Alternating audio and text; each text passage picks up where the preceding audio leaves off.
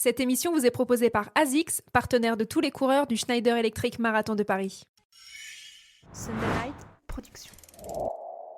Dans cette émission, on débriefe de l'édition 2024 du Schneider Electric Marathon de Paris avec des invités exceptionnels. C'est parti. Bienvenue sur le podcast Dans la tête d'un coureur, l'émission de toutes celles et ceux qui aiment courir. Trail, route, piste ou encore triathlon, chaque lundi, venez améliorer vos connaissances sur l'entraînement, l'alimentation et la préparation mentale du coureur tout en vous amusant. Bonne écoute. Bonjour à toutes, bonjour à tous. Nous vous souhaitons la bienvenue sur le podcast Dans la tête d'un coureur et aujourd'hui, nous vous proposons un épisode exceptionnel enregistré en live depuis le rooftop Champs-Élysées, la plus belle avenue du monde à quelques pas de la finish line du Schneider Electric Marathon de Paris. Dans cet épisode, réalisé en partenariat avec ASICS, nous allons célébrer les plus belles histoires des marathoniens et des marathoniennes. Nous allons recevoir par exemple la créatrice de contenu Océane Andrea qui a seulement 22 ans, vient de boucler la distance mythique, mais aussi, dans un autre registre, Jean-Pierre Heudier, qui en 1976 a remporté la toute première édition du Marathon de Paris. Et on parlera récupération avec Laure Candy, sport scientiste et maître de conférences à l'Université d'Orléans. Bref, un programme d'exception pour une course d'exception, mais avant tout ça, j'aimerais accueillir celui qui va m'accompagner pour cette émission débriefing du Marathon de Paris, Monsieur Johan Durand, athlète élite de la team ASICS. En 2021, il a fini premier français du Marathon de Paris en 2h09-21.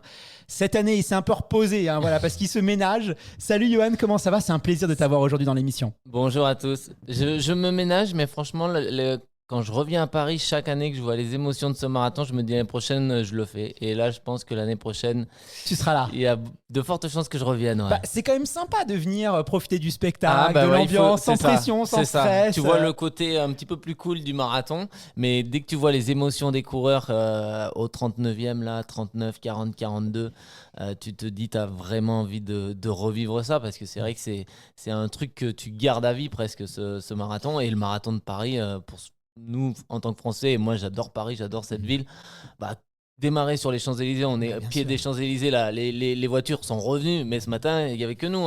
Ce matin, c'était les coureurs. Et je crois que plus de 40% des personnes qui couraient aujourd'hui le marathon sont des primo-marathoniens. C'est la première fois qu'ils s'est lancé. Je crois. 48%, donc presque un marathonien sur deux. Et il y avait énormément d'émotions, beaucoup d'étrangers aussi. Moi, j'étais sur la ligne d'arrivée. Ils avaient des yeux en cœur, quoi. Et j'ai parlé un peu avec des Américains, des Anglais, des Australiens, des Brésiliens. Et ils étaient impressionnés par la beauté du parcours. C'est vrai que nous... On voit tous les jours. Voilà, on voit tous les jours. On est arrivé, il y avait les bouchons. On a toujours tendance. Mais voilà, quand on est un touriste, j'imagine que courir ici, ça doit être exceptionnel. Non, c'est chouette, ouais. Alors, parlons un peu du cru 2024 du Schneider Electric Marathon de Paris. Une chose est sûre, cette année, c'était la folie. Dès 8h, l'avenue des Champs-Élysées était prête à accueillir 54 000 participants. Et dès la fin d'année, je ne sais pas si tu savais, mais il n'y avait quasiment plus aucun dossard. Ça a été même assez compliqué. Ça s'est vendu dès fin un décembre, petit peu. Ouais, dès fin décembre. C'est vendu comme des petits pains cette année. Pourtant, c'est vrai qu'après la crise du Covid, on avait vu beaucoup de coureurs et de coureuses se tourner un peu plus vers le trail. Ils avaient un petit peu délaissé la course sur route. Ils avaient délaissé le marathon, les 10 km. Mais à la surprise générale, cette année, la course sur route, elle fait son grand comeback. C'est même plutôt impressionnant. Beaucoup de courses affiches complets, que ce soit les 10 km, les semi-marathons, mais même des marathons ou des 10K de villes plus confidentielles. C'est vraiment devenu presque dur de trouver un dossard. Toi, Johan, j'imagine que tu regardes ça, ça fait longtemps que tu es dans la course sur route, ce comeback un peu de la course sur route. Comment est-ce que tu expliques ça, surtout les jeunes aujourd'hui qui se remettent beaucoup à courir? Comment on explique un peu ce retour de la course sur route? Parce que personne n'aurait parié sur ça. Le trail décline un petit peu et c'est la course sur route qui revient. Comment est-ce que tu analyses ça, toi? C'est vrai que dans les grandes villes, sur les grands événements, quand tu vois le semi-marathon de Paris, ils étaient plus de 40 000, pareil, et c'était sold out. Là, on parle de 50-60 000 sur Paris. Donc c'est vrai qu'il y a un retour en force de la course sur route. Alors, peut-être que voilà, le trail est peut-être pas donné à tout le monde, tu vois, c'est plus difficile de partir faire un 50, un 60 km avec 3000, 4000 de D+. Il faut pouvoir s'entraîner dans ces conditions-là. C'est-à-dire que quand tu es parisien et que tu t'inscris dans un trail, tu vas au but de Chaumont ou tu vas à la côte au bois de Vincennes, mais c'est pas ça qui va te... C'est pas le plus accessible ou pour tu s'entraîner. fais à Montmartre, mais c'est pas simple. Donc effectivement, la course sur route, elle a ce côté plutôt pratique. Hein. C'est-à-dire que tu prends tes baskets, où que tu habites, tu sors de chez toi et tu trouves une piste cyclable ou de la route et c'est parti. Donc effectivement, il y a le côté...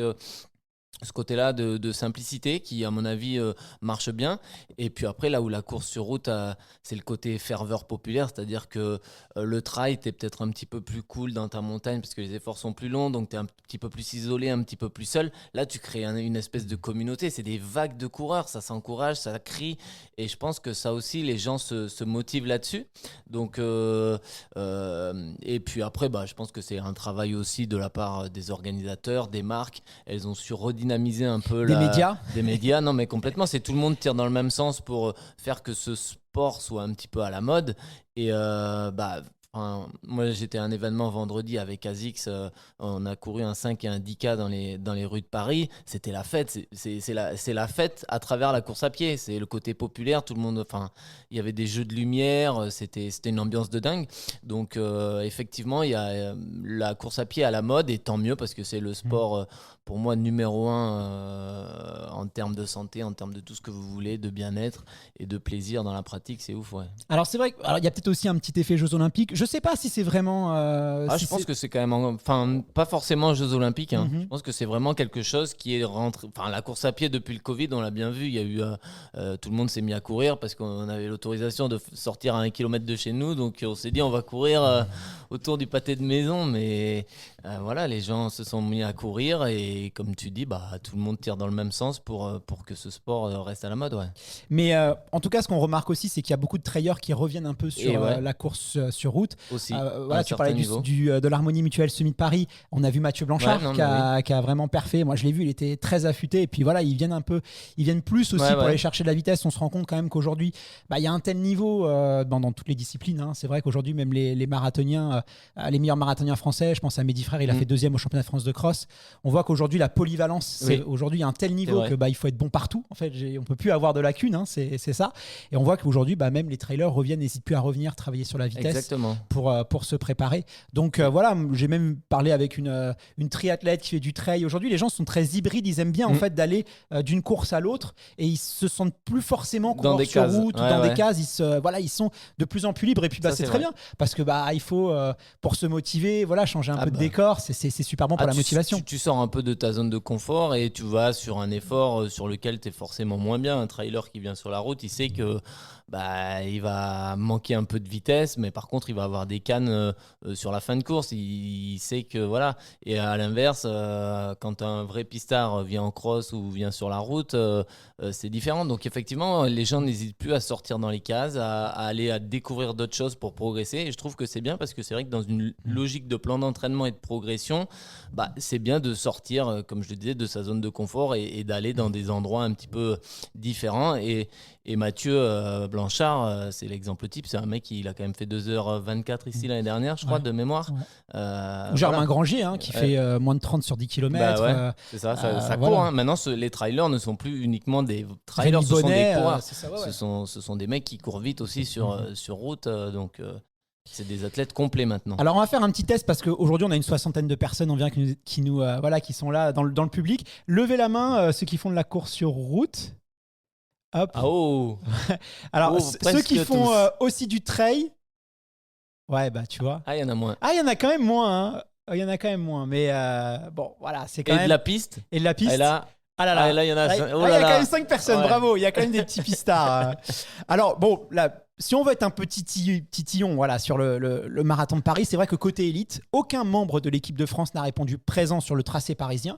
Pourtant, avec la course au minima pour les Jeux Olympiques, on aurait pu s'attendre à voir quelques-uns de nos athlètes tricolores dans les rues parisiennes. Mais non, ils ont préféré Rotterdam, Londres la semaine prochaine ou dans 2 semaines. Comment toi t'expliques cette absence de nos meilleurs Français cette année à Paris? Parce que c'est vrai que c'était un peu tristoun le plateau. Non. C'est pas pour faire offense aux Français présents aujourd'hui, mais c'est vrai que la densité, elle n'était pas optimum aujourd'hui. Non, c'est vrai. Ça s'explique par la problématique des minima en France, d'un point de vue international, qui est assez élevé pour les Jeux Olympiques à 2,8-10. Donc, un coureur comme Hassan Chadi a préféré partir au marathon de Londres. On a les filles Manon Trapp et Fado Aledem qui vont courir à Rotterdam et à Hanovre, je crois.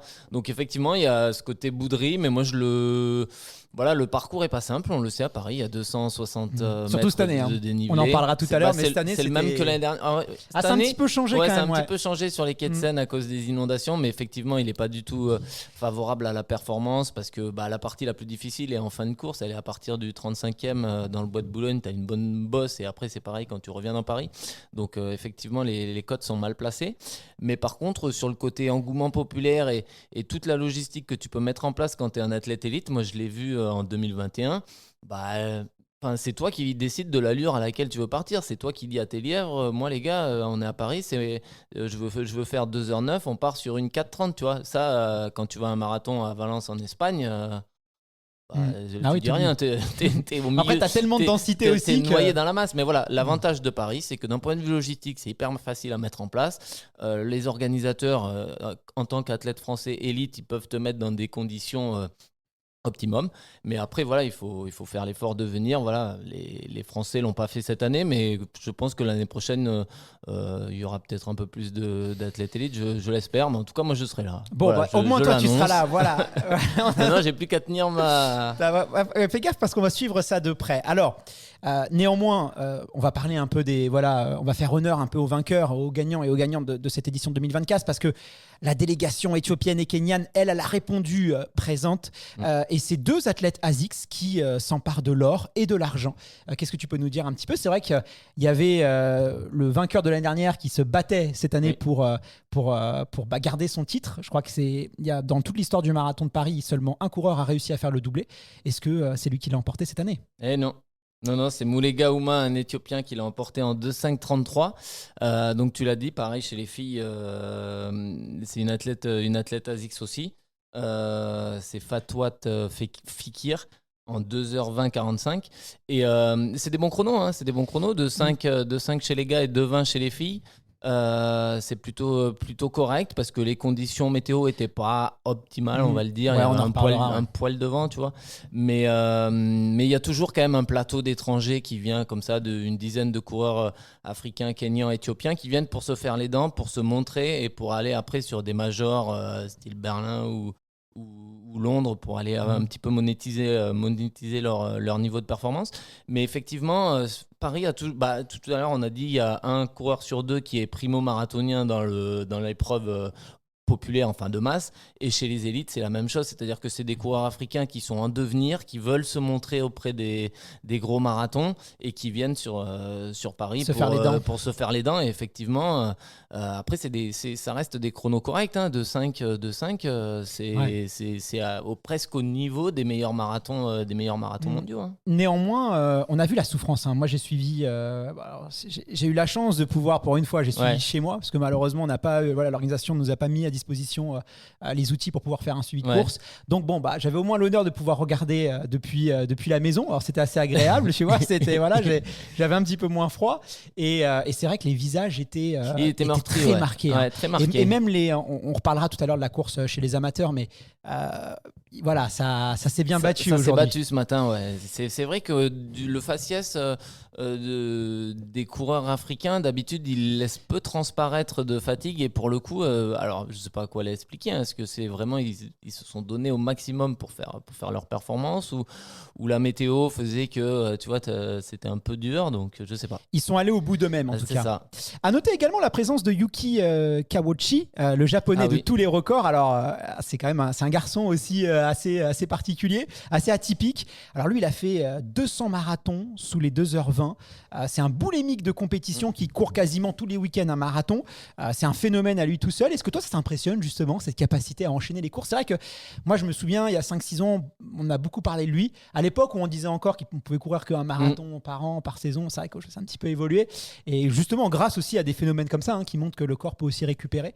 Alors, je crois qu'il a fait 2h30. Voilà, c'était pas son meilleur record aujourd'hui. C'était pas son bon jour. Ouais, c'était pas son bon jour pour lui aussi. Mais toi, voilà, ça t'impressionne un peu cette capacité à enchaîner les courses comme lui il fait? C'est surtout qu'il a enchaîné les courses à une période où les chaussures, les nouvelles mousses à plaque de carbone n'existaient pas. C'est-à-dire qu'à l'époque, on courait avec des chaussures pas minimalistes, mais elles avaient très peu de mousse. Et je me rappelle de lui, il enchaînait tous les week-ends des marathons à des chronos de 2,12, 2,13, 2,14. Il a un RP à 2,7 ou 2,8 de mémoire. Et il en a fait plusieurs sur 2,7, 2,8.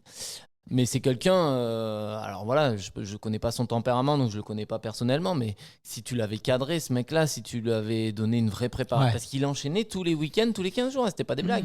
Et il intégrait aussi les marathons à sa prépa. Il disait que il faisait des marathons à 2,20. Alors intégré dans la prépa, tu tapes un peu dedans quand même à 2,20. Mais effectivement, c'était impressionnant. Et peut-être que ce gars-là, s'il avait été cadré, ou pas, on sait pas. Non, mais ça, on sait pas. Peut-être jamais. que tu vois, c'est son plaisir. Il veut courir, il aime courir. Tu le mets dans un cadre, il respire pas et il est pas bien. C'est vrai que on peut faire un parallèle sur le trail avec Casquette Verte, Alexandre Duchex, tu vois, qui aussi. Souvent, on se dit, est-ce que vraiment, est-ce que c'est pas quelqu'un qui sabote un peu ses capacités? C'est des gens qui mettent le plaisir avant tout, avant la performance, avant la compétition. Et puis, sans ce cadre. Et c'est comme ça qu'il fonctionne, et il fonctionne très bien comme ça. Donc effectivement, il faut le laisser. Mais c'était quelqu'un d'assez monstrueux. Et il doit avoir une capacité de récupération hors norme pour pouvoir enchaîner autant de marathons. Alors là, je les ai vus tous. Ils ont pris l'ascenseur. On est au 6e. Il n'y en a pas un qui est monté par les escaliers chez nos marathoniens. Là. Écoute, on va pas leur en vouloir. On va parler justement un petit peu des conditions. Tu en faisais référence tout à l'heure. Malheureusement... Pas beaucoup de records personnels. En tout cas, moi, les gens à qui j'ai parlé, sauf celles et ceux évidemment à qui c'était le premier. C'est l'avantage du premier, c'est que voilà. Mais c'est vrai qu'avec des températures oscillant entre 13, 16 degrés, une humidité aussi assez élevée, on parle pas mal du sable de Sahara. Donc je pense que l'air était aussi un peu chargé. Alors je suis pas un expert en météo. Voilà, on a une data scientist d'ailleurs, peut-être qu'elle nous répondra si ça a joué un petit peu. Mais je pense que l'air était un petit peu effectivement chargé. Peut-être la pollution aussi, je sais pas. En tout cas, c'est vrai que voilà, c'était un peu compliqué. On le sait, la météo, ça joue un rôle crucial dans le marathon.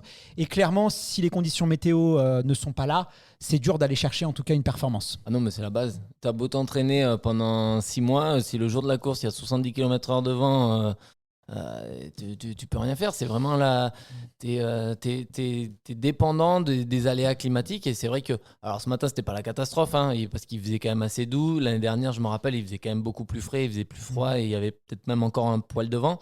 Là ce matin ça allait en termes de température, mais effectivement il y avait un petit peu de vent et d'humidité. Hier il a fait très lourd toute la journée, il a 25 à Paris, il a beaucoup plu avant, donc effectivement les conditions météo étaient pas au top pour performer, mais voilà, après ça.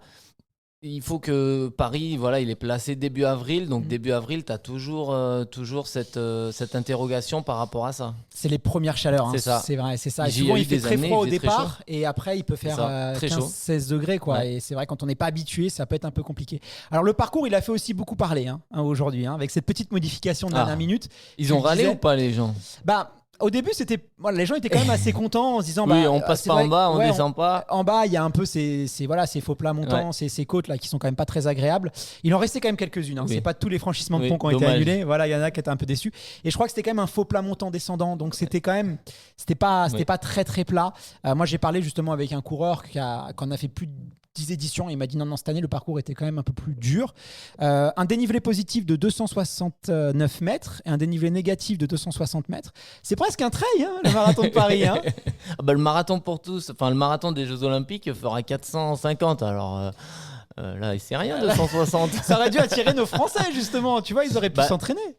Clairement, je pense qu'un athlète qualifié olympique qui est déjà sélectionné depuis plusieurs mois, enfin, on sait que Nicolas Navarro et Mehdi Frère sont déjà sélectionnés. Il y avait des rumeurs comme quoi il devait venir. Aurait pu venir se faire les pattes un peu sur un marathon comme ça, un peu cassant. Ouais.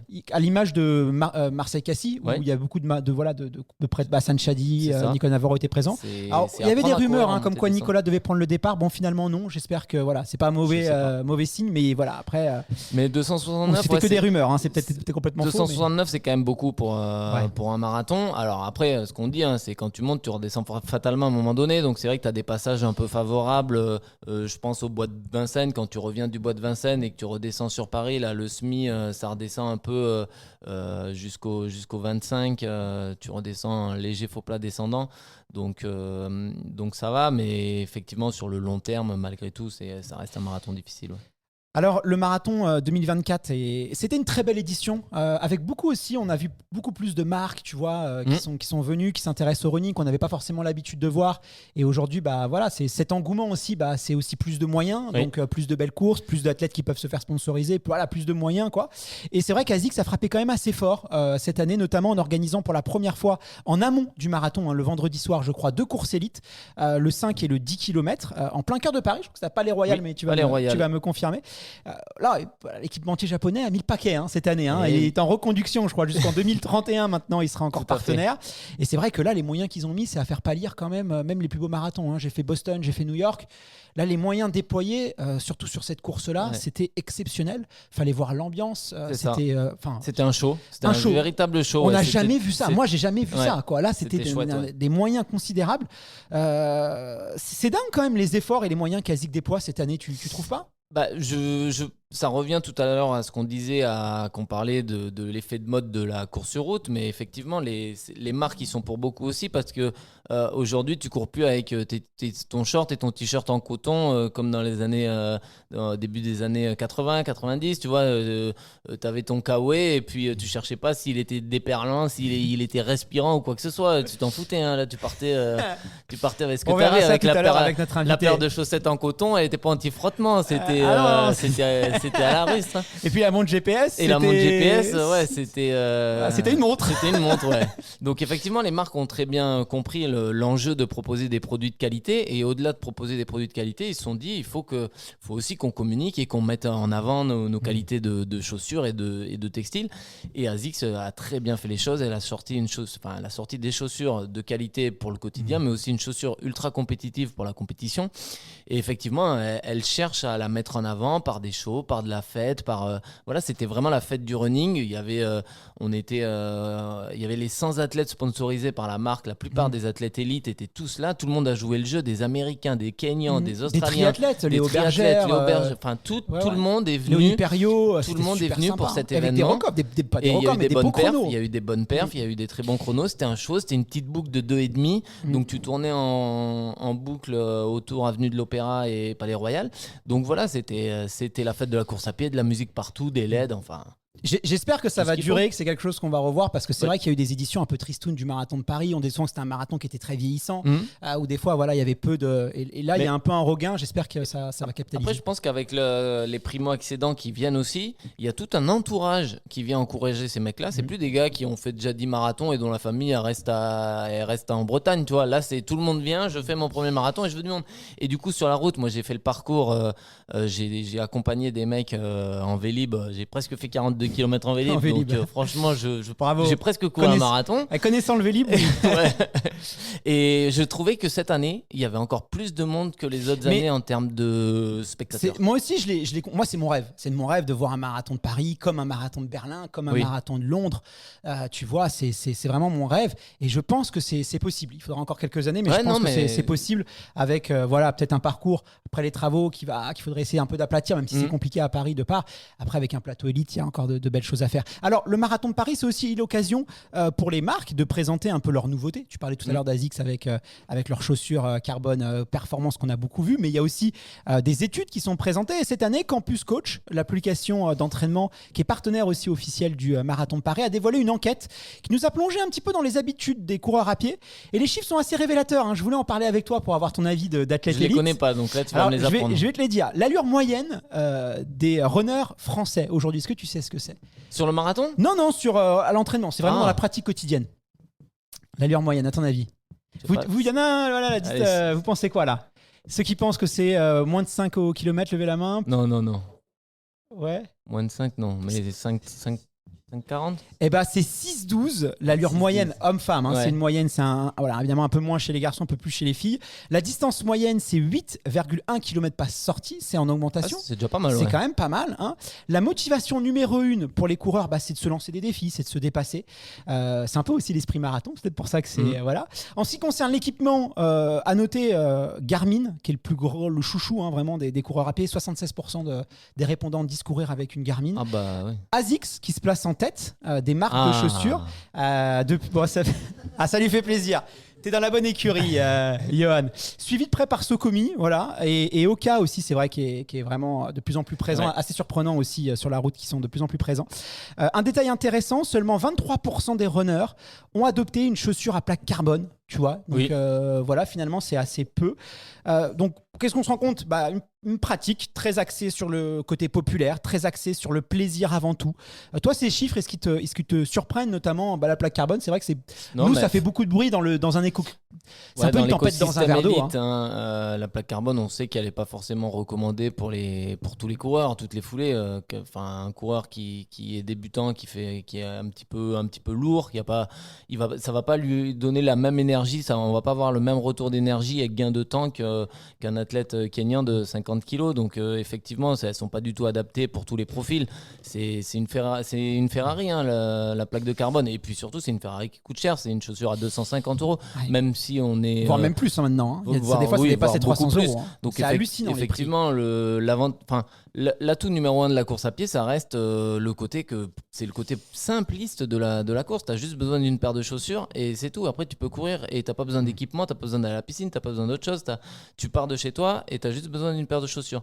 Donc effectivement, là, la chaussure à plaque de carbone, c'est la petite cerise que veulent se mettre les petits gourmands, quoi. Ouais, la petite cerise sur le Sur le gâteau. gâteau. La petite cerise à 300 € quand même. Voilà. Hein. Allez, elle fait plaisir. C'est qui ont faim. Bon, en tout cas, c'est quand même des chiffres intéressants si vous voulez en savoir plus sur cette étude.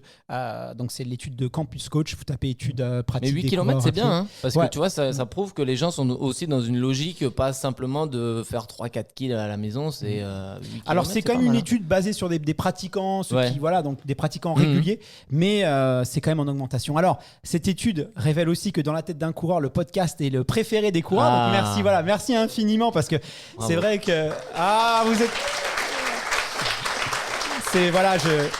J'en profite pour remercier toutes celles et ceux qui nous écoutent parce que c'est vrai que nous, on a lancé le podcast avec Fred, c'était il y a 5 ans.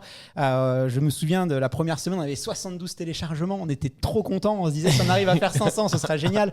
Aujourd'hui, ce qu'on me demande souvent les chiffres, c'est presque un demi-million d'écoutes chaque mois, c'est 230 000 coureurs qui nous écoutent chaque mois, donc c'est vrai que ça a explosé. On est super contents, super fiers. J'ai pu croiser énormément de coureurs à pied aujourd'hui sur le marathon qui sont venus me voir et qui me remercient. Mais moi, j'ai envie de vous dire merci parce que c'est vrai que c'est grâce à vous que aujourd'hui, je peux faire ce que j'aime. On est une super équipe et voilà. Donc, on est trop contents. Donc voilà, j'en profite aussi pour vous remercier. Les gens sont demandeurs de conseils, hein. Ils ont besoin d'être accompagnés. Comme on l'a dit, il y a beaucoup de néo-pratiquants qui n'osent pas pousser les portes d'un club parce qu'ils estiment que c'est peut-être un peu trop élitiste ou ils veulent pas aller se licencier dans un club parce qu'il y a des contraintes horaires ou quoi que ce soit.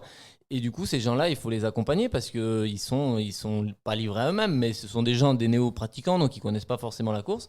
Et effectivement, les podcasts, tous les contenus des réseaux sociaux sont là pour les aider. Et surtout, en parlant de réseaux sociaux, ce que je te propose, c'est qu'on accueille maintenant notre prochaine invitée. Imaginez une jeune coureuse, tout juste âgée de 22 ans, qui vient de franchir la ligne d'arrivée de son tout premier marathon. Son aventure, sa préparation, elle l'a partagée avec ses 500 000 abonnés sur TikTok, plus de 230 000 aussi, je crois, sur Instagram, où elle a partagé toute sa préparation avec beaucoup d'humour, de passion et de sincérité. Elle a su captiver avec elle toute une communauté et c'est aussi un peu le symbole de toute cette nouvelle génération de coureurs qui arrivent sur marathon. Je vous demande de faire un tonnerre d'applaudissements à Océane Andrea.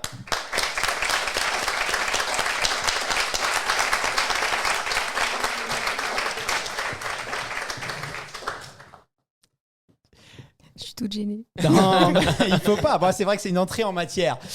Alors, Océane, salut. Merci beaucoup d'avoir accepté notre invitation. Comment est-ce que tu vas ?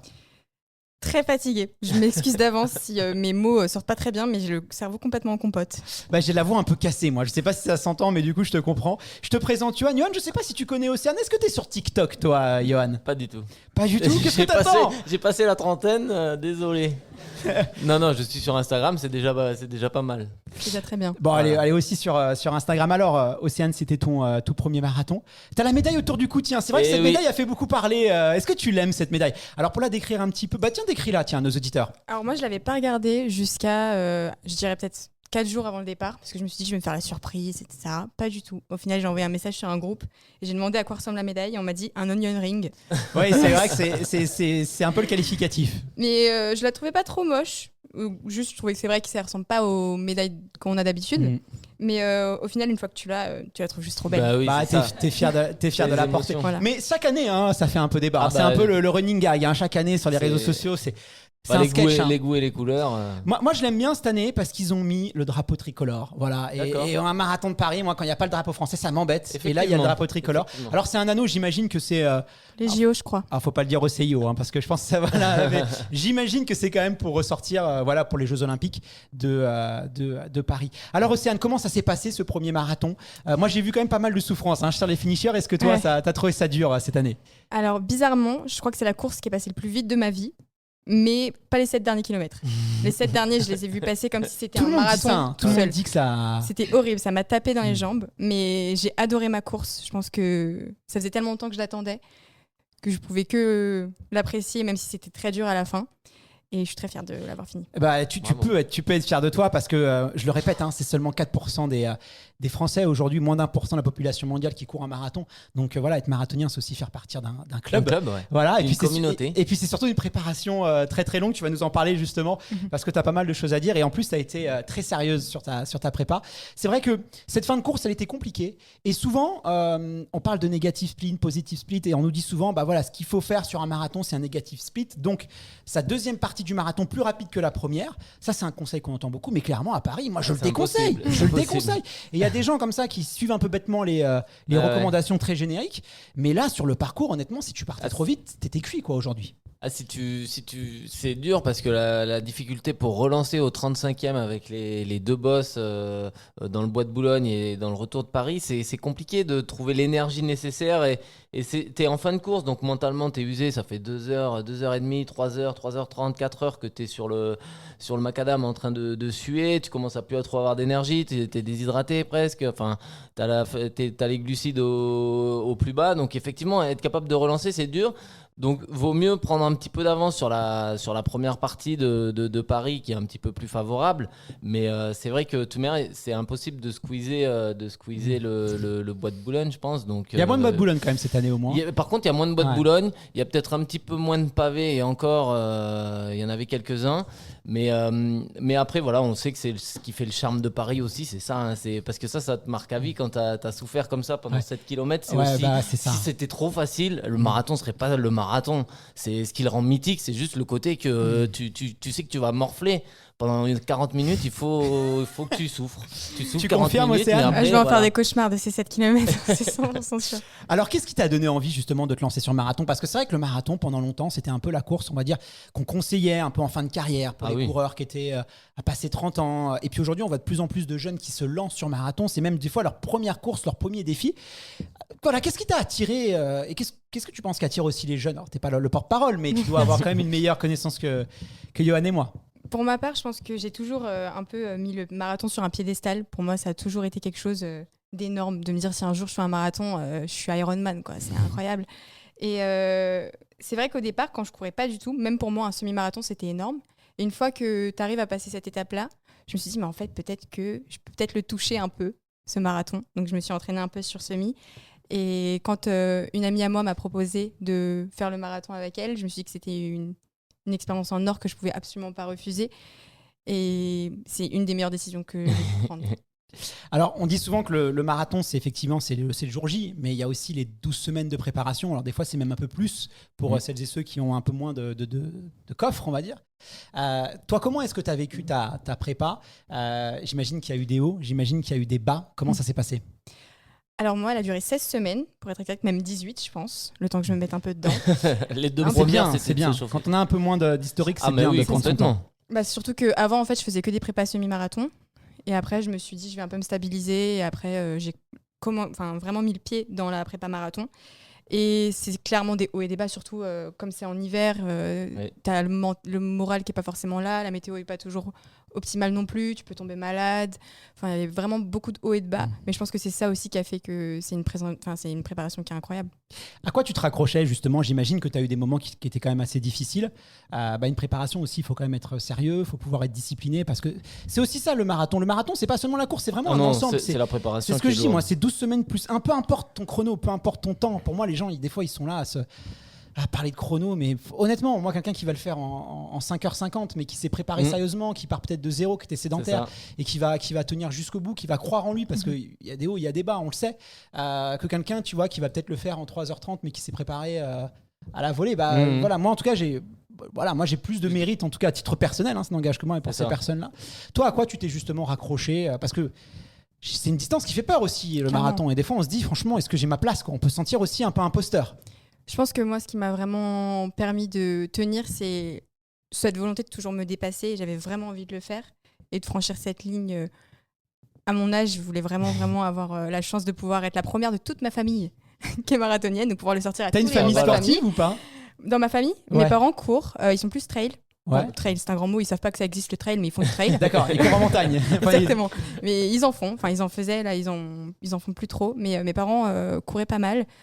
Sinon, mes frères et sœurs, pas du tout. Mhm. Et c'est juste cool de pouvoir me dire que là, en décembre, à Noël, je vais pouvoir dire à tout le monde, je vais me ramener avec ma petite Elle aura la médaille. Bah c'est ça, mais c'est ce que je t'ai dit, c'est 4%. C'est une fierté, hein. C'est encore une fois, nous on est un peu biaisé par les réseaux. Et moi je veux aussi un peu faire mon mea culpa parce que moi ce que j'ai constaté en parlant avec beaucoup de coureurs, c'est que il y a de plus en plus de podcasts, il y a de plus en plus de médias, et c'est vrai qu'on donne la parole aux athlètes de haut niveau, qu'on donne la parole aux grands champions, et souvent on parle d'entraînement avec eux et ils te disent bah voilà, moi je fais 150, 180, 200 km par semaine, je fais ces chronos là. Et c'est vrai que du coup ça te donne un peu l'impression que c'est un peu la norme. Et aujourd'hui, moi j'ai parlé avec des personnes sur le salon notamment, qui visent 3 heures et qui font 160-170 km, et je trouve que c'est quand même énorme avec très peu d'historique. Je pense que faire 150, 160, ça se mérite quand même. C'est pas du jour au lendemain, parce que tu risques quand même de te blesser. Et c'est vrai qu'il y a ce côté un peu à singer, à mimer un peu les athlètes de haut niveau, vu que il y a ce travail, il y a les réseaux sociaux, on se compare. C'est celui qui Et en en fait, fait le plus. on perd un peu la notion en fait de ce que c'est. Et des fois, tu as des personnes qui courent à 55. Enfin, je sais pas, toi, tu as fait combien de kilomètres par semaine Je en crois que moyenne? le plus, c'était 65. 65, tu vois. Et en fait, tu as l'impression des fois de pas s'entraîner, tu vois, avec ce qui se dit. C'est vrai que on a un peu cet effet loop des C'est fois. Et là même, on avait fait un sujet sur les glucides, sur le ravitaillement. Et alors, on sait que Kipchoge, c'est 100 grammes de glucides par heure. Et des coureurs amateurs qui me disaient, mais je comprends pas, on dit 30, 40 grammes de glucides par heure. Et en fait, ils voulaient prendre 90 grammes, tu vois. Même dans l'alimentation, pour ils voulaient copier. Et je me suis rendu compte que là, il y avait une dérive. Tu vois. Non, mais complètement, ouais. C'est vrai qu'il faut faire attention à ça parce que les réseaux, c'est le côté un peu pas pervers des réseaux sociaux, mais c'est vrai que si tu veux te comparer aux champions, les champions, c'est des champions, c'est des Formule 1. Faut pas vouloir faire 150, 160 km par heure comme eux. C'est-à-dire que eux, je m'intègre dedans. Nous, moi, je m'entraîne le matin, mais l'après-midi, je vais faire la sieste. Je vais pas travailler. Moi, mon métier, c'est de courir. Le matin, je me lève. La seule chose à laquelle je dois penser, c'est à m'entraîner. Et une fois que je me suis entraîné, la seule chose à laquelle je dois penser, c'est à récupérer. Le coureur lambda, à 9h, il faut qu'il aille travailler, il faut qu'il aille chercher les enfants, il faut qu'il aille à la garderie, il n'a pas la même hygiène de vie que nous. Donc effectivement, tu peux pas copier un athlète de haut niveau si tu n'as pas les moyens de récupérer. T'entraîner, c'est pas dur. Récupérer, c'est difficile. Ouais, et tu peux pas tout faire. C'est vraiment singer l'athlète de haut niveau. Et puis franchement, quand t'as pas un historique, parce que souvent c'est des personnes qui ont commencé la course à pied il y a 3-4 ans, pas plus, et quand t'as pas un historique vraiment d'athlète, d'école d'athlète et tout, faire du fond pour faire du fond, pour moi c'est pas la bonne stratégie, parce que t'as tout intérêt à en faire un petit peu moins, aller sur la piste, travailler ta vitesse, développer ta vitesse, et après tu compenses avec de l'endurance, du fond. Et des fois je dis 160 km en bornant bêtement, c'est pas forcément la bonne stratégie, parce que oui, tu vois un Kipchoge qui va le faire. Et Kipchoge, c'est vrai qu'il fait beaucoup de fond, mais en 2003 il était champion sur piste. Aujourd'hui, je disais à Hassan Chadi, c'est des gens qui travaillent la vitesse. Faire que du fond pour faire du fond, négliger un peu ça, ça fonctionne, mais ça va fonctionner, mais déjà, c'est pas au plein potentiel. Et honnêtement, vous pouvez en faire beaucoup moins en travaillant un peu plus la vitesse. Et ça, c'est un peu pareil dans le trail. À un moment donné, il y a eu. Tout le monde voulait faire les distances les plus longues, faire de l'ultra presque, parce que c'était François Daen, c'était Kylian Jornet et tout. Mais quand tu es débutant, commence par un 20, après un 30, un 50. Et si ça se passe bien, un 60, un 80, monte progressivement. Il y en a, c'est vrai qu'ils ont. Des fois, les gens veulent brûler les étapes, et alors que c'est. Athlète, enfin sportif, coureur, il y a des logiques de progression et si tu veux pas t'en dégoûter et arrêter dans 2 ans parce que t'as un syndrome de l'essuie-glace ou que t'as les genoux en vrac, respecte la progressivité de l'entraînement, de ton corps et ne copie pas. Voilà, ne copie pas. Chacun a son rythme, sa vitesse et son plan. Et aller voir des entraîneurs qui connaissent, qui savent faire. Exactement. N'essayez pas d'aller chercher des personnes qui sont peut-être un petit peu moins habituées. Et Exactement. voilà, parce que c'est vrai que des fois sur Internet, on nous vend un peu du rêve.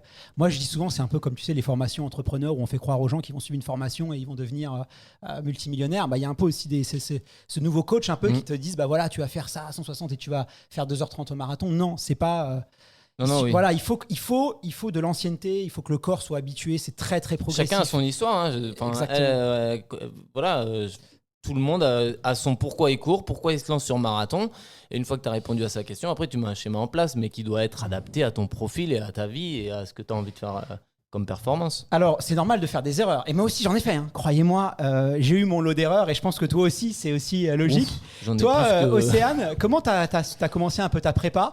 C'est marrant de voir aussi parce qu'on n'a pas souvent des gens qui s'initient un peu à la course à pied, qui courent depuis moins de 5 ans.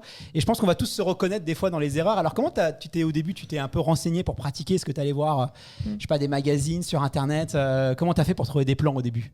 Alors, au début, déjà, c'était vraiment, j'allais courir toute seule sans rien et j'allais voir ce que ça faisait et quand je re-regarde je me dis c'est n'importe quoi ce que je faisais, mais je pense que la blague que j'aime bien, enfin c'est même pas une blague parce que c'est la réalité et c'est très triste, mais j'étais allée voir sur ChatGPT et j'avais dit ok, je vais faire un semi-marathon, est-ce que tu peux me faire un programme? Je sais pas si c'est une bonne idée C'était très bancal mais je l'ai tenu et je pense tu que l'as c'est fait ça. quand même Ouais, je l'ai fait mais c'est ça mon problème, c'est que j'ai un ego qui fait qu'à chaque fois que je veux faire un truc, il faut absolument que je le fasse. Du coup, ChatGPT m'a donné un programme. Ouais, tu veux suivre Becky Long, quoi. C'est ça. Moi, je me suis dit, ok, il sait mieux que moi. Il a cherché sur tout Internet, moi non. Donc, il va me faire un truc bien. Et je l'ai suivi et j'ai fait mon premier semi-marathon avec ça. Spoiler alert, c'était pas. Spoiler alert, oui, il était un peu bizarre le plan. J'ai presque pas fait de fractionner, ce qui est étrange quand on veut préparer un semi-marathon. Ouais, comme c'était mon premier, je pense que ce que je cherchais surtout, c'était de me rassurer que je pouvais faire une certaine distance. Et lui, c'est ce qu'il me proposait, c'était d'augmenter pour arriver à une certaine distance, quoi. Non, mais merci de ton honnêteté parce qu'honnêtement, on est nombreux à faire des erreurs et je pense que au début, on fait un petit peu avec les moyens du bord. Aujourd'hui, tu es accompagné. Comment tu as fait? Tu as suivi un plan un peu plus sérieux? Oui, j'ai une application que je suis qui m'avait donné un plan pour le marathon. Alors, je disais tout à l'heure, il y a de plus en plus de jeunes. C'est un peu. Alors voilà, je ne sais pas si tu avais suivi ça, mais c'est vrai qu'aujourd'hui, c'est un peu le sport tendance. Bon, ça a toujours été populaire, la course à pied. Mais là, cette année, c'est vraiment le sport tendance, notamment chez les jeunes. Pendant longtemps, les jeunes étaient très attirés par le fitness et aujourd'hui, on voit de plus en plus de gens justement qui viennent un peu du fitness et qui se mettent à courir, à faire des marathons, à faire des 10 km, à faire des semi-marathons. Comment t'expliques, toi, que les jeunes aujourd'hui les très jeunes s'intéressent au running et c'est un peu le sport à la mode en ce moment? Je pense qu'il y a une réelle volonté de dépassement de soi qui attire beaucoup de jeunes. Pour moi, c'est vraiment ça qui vraiment a fait exploser la course à pied dernièrement. Je pense que beaucoup de personnes ont envie d'avoir une autre dimension au sport. Peut-être pas qu'on ne peut pas se dépasser avec la salle ou autre, mais je pense que c'est complètement différent. C'est une notion complètement différente et c'est quelque chose qui nous fait ressentir énormément d'émotions et je pense que c'est quelque chose que énormément de jeunes cherchent aussi. Et c'est pour ça, pour moi, que ça a vraiment explosé dernièrement. Et les réseaux sociaux, tu penses aussi, parce que toi, tu es très suivi, tu donnes envie aux gens de courir, j'imagine. Je pense qu'il y a plein de gens qui vont te dire qu'ils ont commencé et qu'ils ont envie de courir grâce à toi. En plus, tu maîtrises le storytelling. C'est vrai que moi, je te suis beaucoup sur Internet. J'adore ce que tu fais parce que on te suit, tu racontes bien les histoires. C'est aussi différent des créateurs de contenu qu'on a l'habitude de voir sur le running. Tu apportes vraiment quelque chose de nouveau. Il y a toute une nouvelle vague un peu qui apporte quelque chose de nouveau, beaucoup sur l'histoire, beaucoup sur l'humain, c'est sur le ressenti et ça, j'imagine que ça doit donner envie à plein de gens de courir, quoi. Ouais, c'est sûr. Je pense que c'est ça qui a fait que ma préparation marathon a beaucoup amené de personnes sur mon compte, c'est que j'essayais d'être le plus honnête possible dans ma préparation, de pas cacher des choses sous le tapis et d'être vraiment le plus ouverte. Et même si j'essayais vraiment de me mettre un peu en jeu et de rire de mes propres erreurs et d'en partager le plus possible. Mais je pense que c'est ça aussi qui a a pas mal plu. Ouais. Bah, je tiens à le souligner parce que c'est vrai que voilà, c'est un peu décrié les réseaux sociaux, TikTok et tout. Et puis c'est vrai que bon, intellectuellement, cette plateforme-là, c'était pas la plus valorisée, on va dire. On va pas se mentir. Moi, des fois, au début, je me demande ce que tu fais là. Tu vois des trucs assez lunaires. Et c'est vrai que là, quand je vous mon fil sur TikTok, je vois beaucoup plus de gens qui partagent, qui parlent de la course à pied. Et moi, ce que j'aimerais dire aussi aux gens, c'est n'hésitez pas à partager votre passion. Parce que voilà, il faut aussi devenir un peu ambassadeur de la pratique sportive. C'est un vrai défi aujourd'hui, la sédentarité. Les jeunes, sont quand même de moins en moins sportifs. On le voit, la VO2 elle a baissé depuis les années 70 chez les jeunes. C'est catastrophique. Et donc voilà, n'hésitez pas à partager. Parce que si vous pouvez donner envie aux gens de courir, alors après vous êtes responsable de ce que vous dites, parce que souvent on dit oui mais il y a des fausses informations et tout. Voilà, moi je pense quand même que la plupart des gens partagent juste leur histoire, les erreurs qu'ils ont faites, donc n'hésitez pas à le faire, parce que voilà, ça va donner aussi envie aux gens de pratiquer. Il faut promouvoir la course à pied. C'est important que vous ayez 100 abonnés ou que vous en ayez 10 000. Il y a des gens qui vous disent ouais mais vous n'êtes pas légitime, machin, pourquoi tu parles? Non, pour parler du sport, on est toujours légitime. C'est ça, la course à pied a cet avantage-là. C'est pas un sport collectif, mais par contre il y a un esprit de communauté. Enfin moi j'étais tout à l'heure, je le disais, j'étais sur la fin de course là.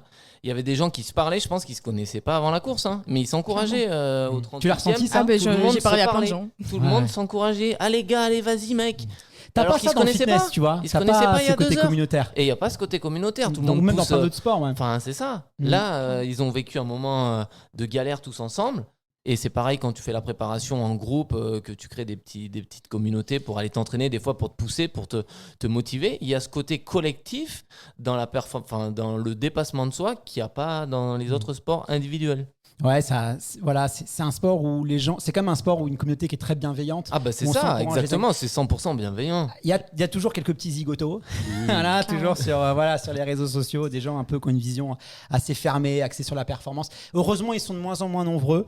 Et puis voilà quoi, il faut pas se laisser intimider par ce genre de personnes parce que voilà, c'est tellement bien qu'il y a des gens qui courent et qui font du sport et voilà, ça change des vies la course à pied. Si on peut motiver les jeunes à se mettre à la course à pied, c'est merveilleux. Ouais. Avant de se quitter, Océane, est-ce que tu vas refaire un marathon? Est-ce qu'on va te revoir un peu? La question le soir du marathon. Ah oui, mais moi je suis comme ça, voilà. Non mais ça t'a donné envie d'aller plus loin? Moi je me suis engagé l'année prochaine. Alors, je vais peut-être pas parler aussi vite. Hein, mais, sincèrement, si on m'avait posé cette question-là il y a une semaine, j'aurais dit non. Parce que j'en avais marre. Là, au bout de la 17e semaine, j'avais envie d'arrêter et que ça passe. Que le marathon passe. Je voulais que ça passe et que ce soit fini et que plus jamais je ne cours 42 km de ma vie alors que je les avais même pas encore couru. Mais je pense que c'est tellement fort ce que ça fait. C'est un vrai feu d'artifice d'émotions. Et dans la tête, c'est incroyable en fait ce qu'on ressent. Et je pense que jamais je pourrais le ressentir autre part. Je me le souhaite, hein, mais je pense que du coup, oui. Mais bon, je veux pas non plus m'engager. J'ai pas dit que j'allais faire Paris 2025, mais peut-être. Je pense que peut-être oui. des 10 km, un petit peu, peut-être un petit peu sur trail. Là, je pense que je vais arrêter le longue distance et je vais faire un peu de 10 km, 5 km, essayer de récupérer un record là. Bon, bah merci beaucoup, ça m'a fait plaisir de te recevoir parce que voilà, on aime bien recevoir tout le monde. Il y a 54 000 coureurs aujourd'hui, il y a 54 000 histoires. Moi, c'est ça. Et c'est vrai que voilà, les jeunes aujourd'hui, moi je suis impressionné parce que bon, c'est vrai qu'il y en a beaucoup qui critiquent un peu la jeunesse et tout, mais honnêtement, moi je côtoie plein de jeunes. Je suis surpris par. En tout cas, ceux qui se donnent les moyens, les compétences que vous pouvez avoir. Vous avez accès à beaucoup d'informations de par Internet. Et voilà, les compétences, des fois même des photographes, des monteurs. Voilà, nous, on a Zoé là qu'on vient de recruter, qui est aussi très talentueuse. Et c'est vrai qu'aujourd'hui, voilà, enfin, vraiment, on est à la ramasse, quoi. Moi, j'avais pas du tout les compétences à 22 ans. Fallait me voir. Hein. Moi, je courais pas des marathons à 22 ans, hein, je peux te le dire. Mais si tu veux un coach, viens me voir. Je suis meilleur que ChatGPT. Hein. C'est difficile de faire pire, je pense. Merci beaucoup, Océane. Je te souhaite une bonne récupération. Hâte de te suivre encore sur les réseaux sociaux. Continue à partager voilà, la passion pour la course à pied parce que c'est aussi un petit peu grâce à toi qu'aujourd'hui il y a de plus en plus de jeunes qui courent. Donc c'est une belle mission. Merci beaucoup. Et je pense qu'on peut t'applaudir très fort.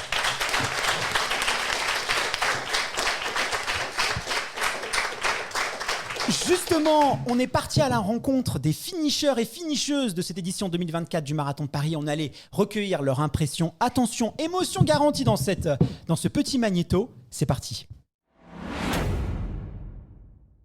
Brune, comment ça va? C'est la première question que je te pose. Ça va bien, bien fatiguée, mais très très très contente.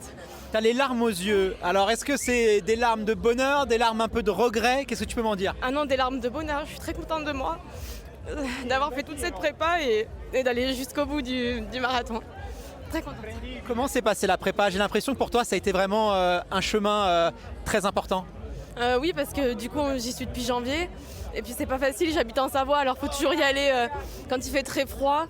Et ça demande du temps et j'avais pas forcément au début du temps pour courir, mais je l'ai trouvé et je suis très contente d'être allée jusqu'au bout. Comment tu as trouvé la motivation? Qu'est-ce qui t'a donné envie de faire cette préparation et de venir aujourd'hui sur le Schneider Electric Marathon de Paris? Je suis venue avec mon frère qui m'a motivée pour s'inscrire.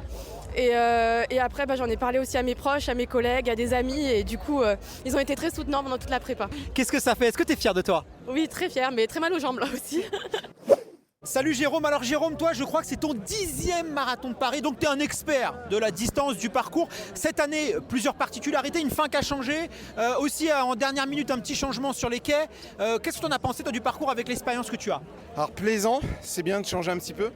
Après la partie qu'on n'a pas fait sur les quais qui est un peu plus montante, c'est un faux plat. C'est plus étroit et comme on est moins habitué, forcément ça nous déconnecte un petit peu en fait. Toi tu l'as trouvé casse-pattes, tu l'as trouvé quand même très difficile cette année. D'ailleurs ça se voit, les visages sont quand même assez serrés. Ouais, c'est un petit peu plus difficile. Il y a eu le changement d'heure la semaine dernière, donc ça joue aussi sur l'organisme. Ça fait une semaine. Et il a fait un petit peu plus chaud, je pense, que l'année dernière. Un peu Ouais, pas mal d'humidité aussi. Ouais, ouais, exactement. Mais heureusement qu'il y avait les bénévoles qui étaient là pour nous encourager. Il y avait pas mal de jets d'eau pour nous rafraîchir. Et heureusement, on l'a fait au mental. Salut Muriel, alors je vois que t'as le sourire. Voilà, t'as le sourire jusqu'aux oreilles.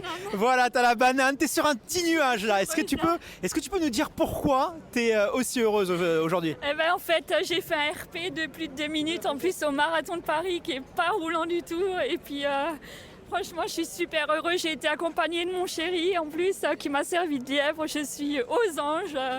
Dans la plus belle ville de France, d'Europe, faire un RP pour moi c'est énorme quoi. Alors un RP, c'était quoi l'objectif et qu'est-ce que tu as réalisé aujourd'hui? En fait l'objectif c'était de faire moins de 3h07 que j'avais déjà fait à Francfort.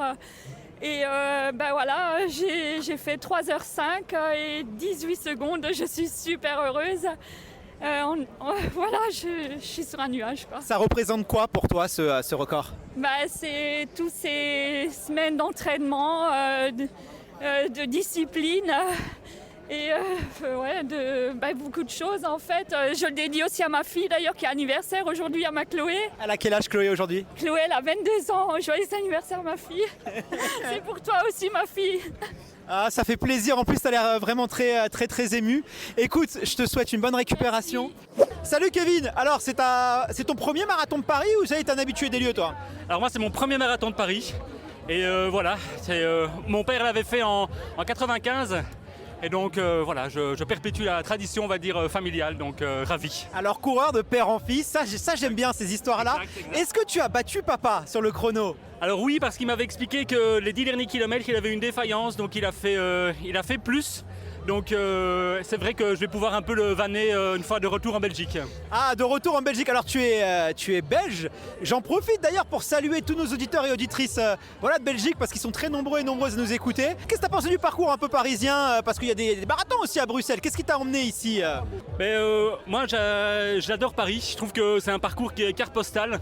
Et je trouve ça super génial de passer d'ouest en est, d'est en ouest et de voir tout ce qu'il y a à voir dans Paris. Et puis cette foule qui acclame, je trouve qu'il y avait une super ambiance. Stéphanie, comment est-ce que ça va? Ça va tellement bien. C'est le plus beau jour de ma vie, je crois. J'ai tout donné, j'en pouvais plus. Et ça va super bien. C'est le plus beau jour de ta vie? Pourquoi c'est le plus beau jour de ta vie? Comment tu l'expliques ça? Parce que j'ai tellement souffert depuis le 30e, je suis pris le mur. Et 12 km dans la souffrance en n'ayant qu'un but en tête et d'y arriver, c'est un truc de fou. C'est un truc de fou, je suis trop contente. Franchement, je peux pas l'expliquer. En fait, c'est des émotions. J'avais envie de pleurer déjà au 30e en fait. Donc là, c'est la libération. Ça fait 1 an que j'ai acheté mon dossard, donc c'est vraiment un projet d'1 an là. Je suis hyper heureuse. À quoi tu t'es raccroché? À quoi t'as pensé? Où t'as trouvé la force de finir?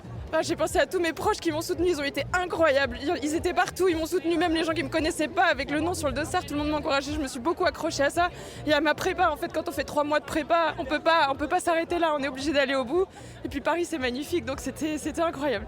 Comment s'est passée ta prépa justement? Est-ce qu'il y a eu des hauts, il y a eu des bas? Qu'est-ce que tu peux nous en dire? Alors, il y a eu un très gros bas il y a 3 semaines, je me suis blessée. Donc je pensais même pas pouvoir faire le marathon. Et au final, tout s'est très très bien passé. J'ai fait 2 mois et demi de prépa en vrai au lieu de 3 mois. Et comme quoi il faut jamais abandonner, il faut toujours croire en soi. Est-ce que tu es fière de toi aujourd'hui? Ouais, je suis hyper fière, franchement je voulais me prouver que j'étais capable, je suis capable, donc non, je suis hyper fière, je suis désolée, je suis très émue, je suis hyper fière. Alors Juliette, pour donner un peu de contexte, là on est sur la finish line et il y a une poussette avec ton petit garçon d'1 an, je crois, avec marqué supporter de maman. J'avais pas le choix, il fallait que je passe la ligne d'arrivée dans ces conditions, avec autant de supporters, ouais, j'avais pas le choix. Alors, marathonienne, je crois que c'est ton 2e ou 3e marathon. Comment on arrive à préparer pendant 12 semaines un marathon avec la responsabilité d'un enfant et puis un travail, j'imagine, aussi à côté? Ouais, je dois admettre que je l'ai pas énormément préparé ce marathon, pas aussi bien que ceux que j'ai pu préparer avant d'avoir un enfant. Mais voilà, c'est une petite source de motivation supplémentaire, donc on achète une bonne poussette de running et puis on s'équipe et c'est parti quoi. Il m'accompagne sur mes sorties. Et ça n'a pas été trop dur justement la reprise un peu postpartum avec l'arrêt de la course à pied? Ouais, si, très très très dur. Moralement, physiquement, tout a changé, donc pas évident, mais en fait le goût de la course il est toujours là, donc on s'y remet quoi. Bon bah félicitations, et puis je suis sûr que le petit là dans quelques années c'est peut-être lui que j'interviewerai sur la ligne d'arrivée. Retour au studio, comment bien récupérer après son marathon? Combien de temps attendre pour reprendre l'entraînement après avoir couru 42 km 195? Est-ce que les bains froids, la cryothérapie ou encore les bottes de compression peuvent-elles nous aider à bien récupérer? Eh bien, toutes ces questions et bien d'autres encore, on va les poser à Laure Candy, sport scientiste et maître de conférence à l'Université d'Orléans. Salut Laure, t'as couru toi le marathon aujourd'hui de Paris, est-ce que ça s'est bien passé? Bonjour à tous déjà, merci de m'accueillir. Oui, j'ai couru, c'était dur effectivement. T'as pas la Toi aussi médaille? tu l'as senti, ouais. J'ai pas mis ma médaille, Ah. mais la description qui a été faite par Johan Ok, est exacte, c'était ça. très précise. Voilà. Alors on va parler de récupération. Toi j'imagine Johan qu'après un marathon tu avais peut-être un petit protocole de récupération et tu négligeais pas sur ça. Oui, moi je faisais attention. Mon premier protocole de récupération, moi, c'était de continuer à bien m'alimenter pendant 24 heures. Parce Je croyais que t'allais dire c'était bière pizza. Non, justement. Après mon premier marathon, j'ai fait cette erreur-là. J'ai eu le bide en vrac, mais pendant une semaine, je crois. Tu vois, je m'étais dit, vas-y, je me lâche après le marathon, c'est bon. Ras la casquette de manger des pâtes, de faire attention, boire de l'eau, machin truc. Et maintenant, dans une Ce que logique. tout le monde fait, en vrai, hein. Oui, voilà. Mais dans une logique pour mon corps, je me suis rendu compte qu'il fallait peut-être pas abuser. Et du coup, ouais, c'est vrai que moi, dès la fin de course, je reprends mes boissons d'effort, je rebois énormément, je mange des pâtes à 14-15 heures parce que t'as pas faim avant ce moment-là, mais tu remanges des pâtes le dimanche après-midi, pareil le soir, et puis je me fais plaisir à partir du lundi, mais j'essaie quand même de recharger un peu parce que là, c'est ta voiture, elle est totalement abîmée, donc là, si tu repars... Justement, j'en parlais tout à l'heure avec mon producteur Pierre-Emmanuel, je lui disais on va faire un petit focus récup sur vraiment qu'est-ce qu'il faut faire, mais il me dit mais Guillaume, les gens après le marathon, ils ont qu'une envie, c'est d'aller au McDo. Mais oui, mais on va leur dire que non. D'arrêter de plus rien faire. Donc bon, je sais qu'on peut avoir tendance à ça, c'est normal après un premier marathon, mais voilà, si vous êtes un peu plus expérimenté, que vous voulez un petit peu plus vous améliorer. Le premier, tu fais ça, mais après tu le feras plus cette erreur. Là, on va voir justement comment vraiment bien récupérer. Donc ne culpabilisez pas si ce n'est pas votre protocole de récupération, mais on va voir comment bien récupérer. On va voir parce qu'il y a 3 temps. Il y a juste après avoir franchi la ligne d'arrivée. Il y a quelques jours. Il y a les heures qui suivent. Tu parlais du plat de pâtes 3 heures après. Et il y a les jours d'après. Voilà. Et chaque moment a sa partie un peu stratégique. Justement, Laure, souvent, on recommande aux coureurs de faire un petit footing de décrassage. Et c'est vrai que le footing de décrassage, après avoir couru, c'est pas le truc qu'on va un peu squeezer. Mais ça peut aussi être un peu une tradition. Tu vois, est-ce que vraiment courir, même limite faire une marche active de 10-15 minutes, est-ce que vraiment ça vaut le coup? Est-ce que la science, elle pense que c'est une bonne chose ou c'est plutôt de l'ordre du spirituel, de la tradition? En fait, la question à se poser, c'est récupérer pour quoi? C'est-à-dire récupérer pour avoir moins de courbatures, moins de dommages musculaires, être tout simplement bien. Et en fait, on va déconstruire malheureusement tout de suite cette croyance, c'est que sur marathon, les douleurs musculaires et les dommages musculaires qui sont induits par l'effort, malheureusement, la récupération active va pas pouvoir le faire. Ah, c'est une bonne nouvelle. Ça Donc pas change besoin rien. d'aller faire Pas besoin de courir. 10-15 Ça, minutes c'est après, bon. on peut aller directement récupérer tranquille. sa médaille et se poser, quoi. La raison, elle est simple, c'est qu'en fait, ce que les études démontrent, c'est que la récupération active, elle permet d'abaisser les taux de lactate et de restaurer les taux d'ATP dans la cellule musculaire. Et donc, elle est surtout intéressante quand on est en grand championnat, quand on est des athlètes qui enchaînent, Les compétitions. Oui. c'est ça. Ou après des entraînements. Quand tu fais du 800 mètres, c'est vrai que tu enchaînes quasiment tous les week-ends. Exactement. C'est pour ça que la récupération active, elle est importante à l'entraînement, pendant la prépa. Par contre, après le marathon, en fait, ce qui s'est passé, c'est que les courbatures qui sont celles du marathon, c'est vraiment un dommage musculaire intense. Et il y a un processus inflammatoire qui se déroule en fait dans la cellule musculaire. Et en fait, les études démontrent qu'il vaut mieux ne rien faire que de le faire. D'ailleurs, il y a une étude qui est intéressante là-dessus. Ça, j'aime bien ça. Ça me plaît, ça. On a comparé 2 groupes de coureurs. Il y a un groupe de coureurs à qui on a dit vous allez faire une récup active de 20 à 30 minutes à 50% de VO2 max. Donc Après le marathon? Ouais, c'était Ah, il y vraiment avait des très doux. motivés. Ouais. Ouais. Fallait mieux être dans le deuxième groupe, à mon avis. Ouais, mais 50% de VO2 max, c'était presque une marche active, on Oui. va dire. Voilà. Et il y a un groupe de coureurs à qui on a dit de ne rien faire. Et en fait, ce qui est assez intéressant, c'est que le premier groupe qui avait fait une récupération, il est plus performant le lendemain du marathon, contrairement à l'autre groupe. Par contre, le groupe qui ne fait pas la récupération, lui, il va être beaucoup plus performant dans les jours d'après, et donc Ouais, il va évidemment. pouvoir reprendre une Hyper activité intéressant. physique. Ouais. Néanmoins, il y a quand même, j'imagine, des bonnes pratiques à avoir. Je pense à l'hydratation. Voilà. Est-ce qu'il y a quand même, si on veut essayer de pas trop mettre son corps à rude épreuve, est-ce que tu peux nous partager quelques pratiques juste après vraiment avoir franchi la ligne d'arrivée? C'est dans les la demi-heure qui suit, qu'est-ce qu'on peut faire? Alors effectivement, Johan donnait encore, on voit qu'il y a de l'expérience, donnait un conseil très pertinent sur la réhydratation et C'est ça. notamment avec un apport glucidique aussi très vite. On parle souvent de ce concept de fenêtre métabolique. Je ne sais Oui, pas si c'est si. quelque chose. Voilà. Bon, aujourd'hui, sur le concept de fenêtre métabolique, en fait, on a considéré que c'était quand même une fenêtre qui pouvait aller de 30 minutes à 24 heures. Donc en Oui, fait, elle est ça assez pouvait- large. Voilà. Et notamment plus l'effort est C'était un long. peu un truc de vendeur de compléments alimentaires, ça. on Ouais, va alors dire. pour expliquer la fenêtre métabolique à ceux qui la connaissent pas, c'est un concept selon lequel on va aller consommer des glucides pendant cette fenêtre parce qu'on rechargerait mieux nos stocks pendant cette fenêtre. En fait, ça dépend de plein de facteurs. Ça Et dépend du on te vendait la petite barre spéciale Ouais, fenêtre métabolique c'est ça. à 8 euros. Enfin, Mal- peut-être pas à Malgré tout, 3,80 €. l'exemple de Johan, il est super bon parce qu'en fait, consommer tout de suite des glucides après l'effort, c'est important pour plein de raisons. Déjà pour limiter la fatigue après l'effort. Et comme tu le disais très bien, au final, on n'a pas envie de manger en fait tout de suite après. Et donc consommer une boisson énergétique après l'effort, c'est intéressant parce que ça apporte des glucides, ça apporte des macronutriments et ça apporte de l'énergie et ça, c'est vraiment important. Après, bien sûr, il faut s'hydrater aussi sur d'autres aspects parce qu'on estime qu'on perd environ, c'était des moyennes bien sûr, mais 5% à peu près de notre poids de corps en eau pendant un marathon. Alors surtout sur des conditions quand elles sont chaudes et humides. Peut-être comme aujourd'hui, il y avait des points d'eau à plein d'endroits et je pense qu'il y avait vraiment des pertes hydriques qui étaient importantes. Et pour ça, moi, le conseil que je donne, c'est quand même d'aller vers des électrolytes parce qu'on perd beaucoup de calcium, de potassium qui sont des minéraux essentiels à la contraction musculaire mais aussi au fonctionnement de l'organisme. Alors, on entend souvent parler des boissons comme Vichy, Saint-Yor. Ouais. Moi, j'aimerais bien en faire la pub parce que c'est ma ville, je vis en Vichy. Attends, tu vas pas nous dire qu'on s'impose à ça parce que entre Malgré nous, tout. c'est dégoûtant la Saint-Yor. Hein. Je sais pas si vous avez déjà bu ces eaux-là. Alors moi, moi, il faut que je la mette au frigo, faut qu'elle soit hyper fraîche. Bien fraîche. Alors me dis pas que je me suis imposé des cures de Saint-Yor pour rien parce que là. Alors en fait, ça dépend de la concentration en minéraux que tu peux avoir avec des électrolytes. Aujourd'hui, on a quand même des pastilles d'électrolytes qui sont très très bien dosées, très très bien faites.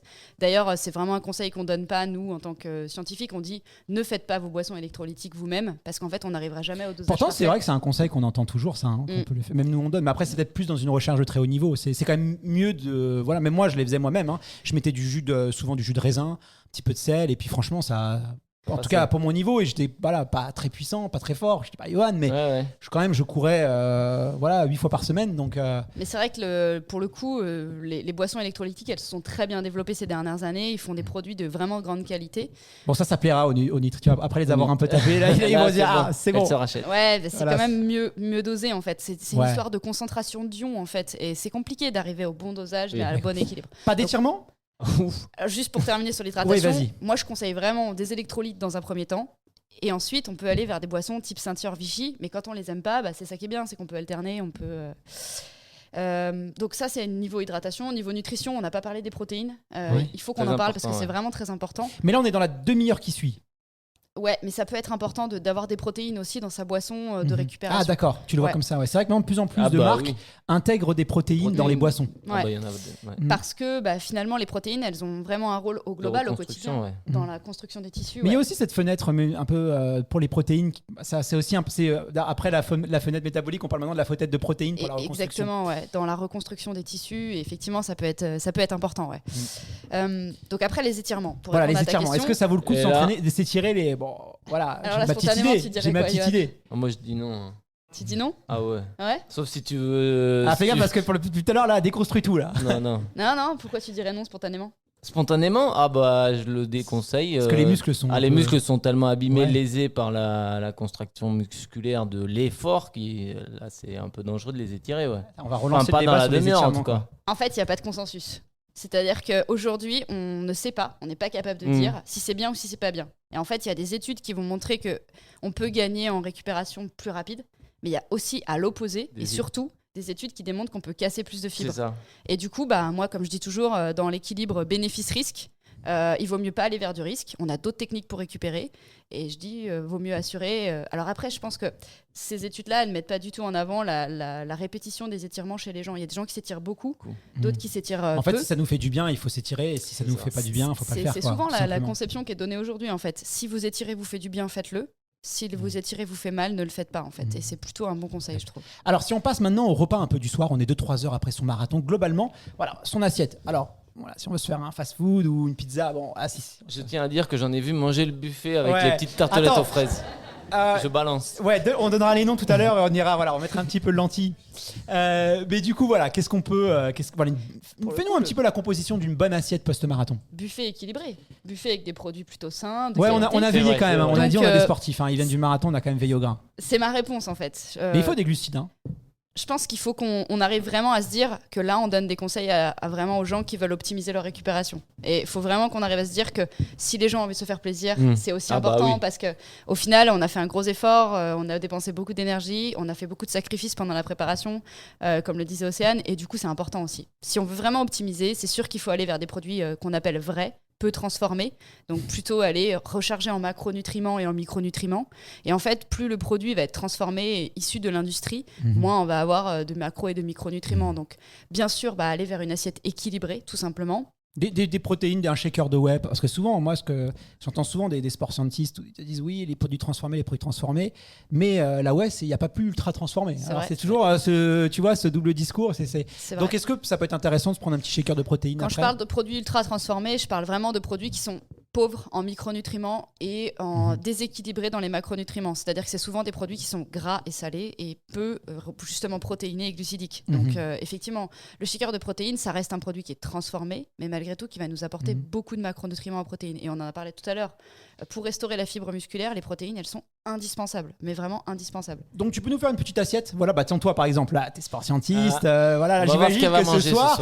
Tu vas te régaler. Alors et soyez honnête, hein. Elle va nous dire non, moi, je vais pas vous dire ce que je vais manger parce que je suis dans des conditions particulières. J'ai voilà, de la route. tu vois, c'était sûr. Mais ça. si je devais me faire une assiette idéale, j'irais vers des crudités. Vraiment, en entrée parce que le légume cru, en fait, c'est là où on a le plus de micronutriments. Il n'est pas cuit, il n'est pas. Mais un peu dur à digérer quand même.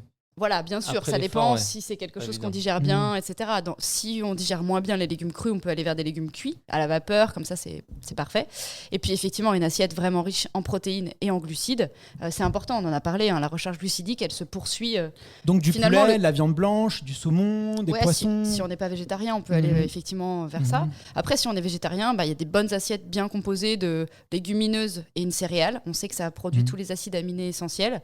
Voilà. Et puis après, je pense que le conseil de Yohan était bon de dire surtout ne pas se forcer à manger trop vite parce que parfois on est écœuré. Souvent, ouais. Ouais. On a mangé beaucoup de boissons d'effort assez sucrées, des gels énergétiques hyper dosés aussi en sucre, et c'est vrai qu'on a souvent cette sensation de plus pouvoir manger On est gavé. Ouais, on est un petit peu gavé, donc effectivement il faut que l'appétit revienne. On a surtout le ventre aussi qui est un peu torsadé par l'effort, on a mal au ventre, on a souvent cette barre à l'estomac, donc faut prendre le temps de récupérer un peu tous ces moyens pour après se faire plaisir. Pas de bière, la bière, c'est pas la meilleure boisson de récupération. On va briser un mythe aussi. Bon, je pense C'est que l'alcool les à auditeurs volonté. le savent, mais bon, faut quand même le répéter.